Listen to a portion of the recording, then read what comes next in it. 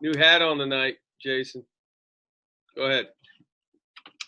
Hey, Roger. Thank you for your feedback and participating in this. My question is, first of all, I will readily admit one of my weakest aspects in officiating is communication. How can we do a better job at communicating or being able to work on that?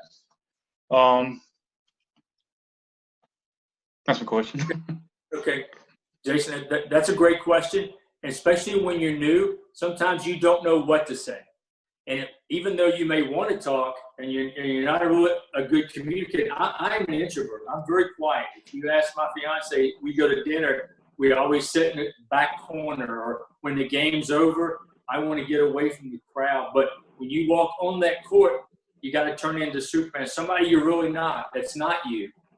And what I do is, like I talked about the other night, in warm-ups, instead of standing there so stoic, just talk to any player. Just this season, in warm-ups, look like you're engaged. Talk to players.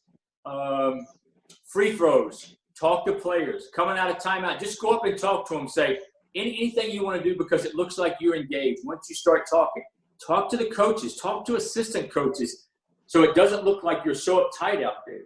You know, and I think that would really help. There are games when I go a half, maybe have one whistle, but they'll go, man, did you watch that guy work?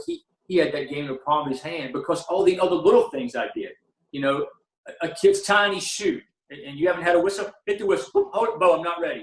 Walk right up to that kid in front of all those people, those coaches, and say, hey, take your time, kid. Take all the time you need. Get your shoe ready. Little stuff like that. Just anything you can do to open your mouth, to communicate, so it doesn't look like you're scared to death out there.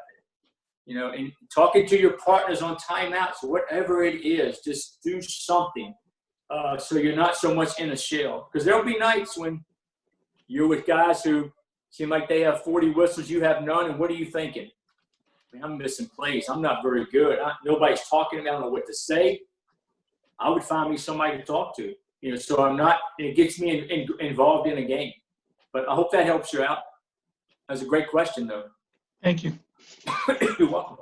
Good stuff, Jason. You think about the guys that day in and day out you see on TV, the coaches, these what we refer to them as million-dollar egos, the John Calipari's, the Jay Wrights, Mike Krzyzewski's, Roy Williams. I literally tell myself when I see these guys, they pull their pants up and down the same way to take a leak just like I do. They just happen to make a lot more money than me.